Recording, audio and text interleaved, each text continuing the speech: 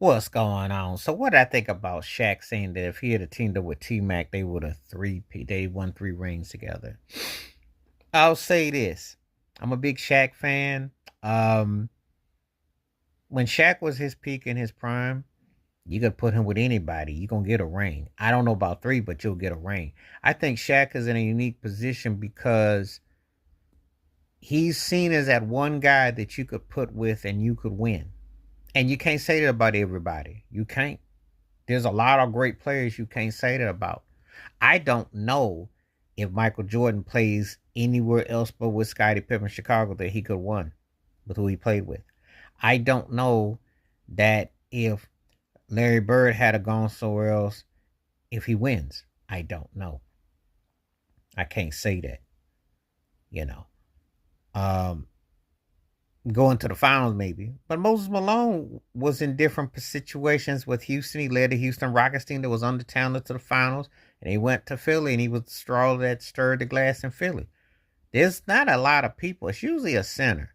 Now, obviously, Chamberlain with Philly, and then with the Lakers, and he was showing he could do it. I don't know. Kareem with Milwaukee, and of course with the Lakers, with Oscar Robinson and with Magic.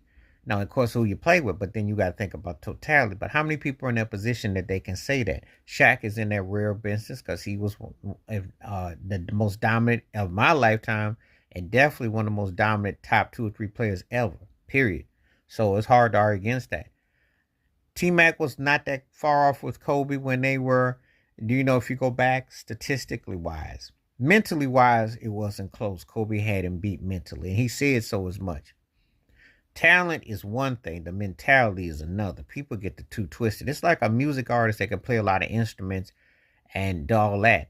But do you make your songs count? Do you make the stuff count? As opposed to someone who doesn't. The arguments are weak because it's about who gets the most out of what they got, not about how much talent you got and all that. It's not always about that.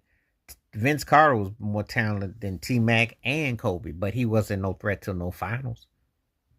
But he did go further than T Mac did, getting to, rounds. He did get past the rounds, but he didn't get close to finishing the deal or what he promised. Shaq could have won a ring with anybody. No diss to Kobe. He could have won a ring in LA. He could have. I think with the right system. I think with the triangle, I'll say this. With the right system, you could put much anybody there. Would he have had the kind of success? I don't know. But he did go to the finals with Penny.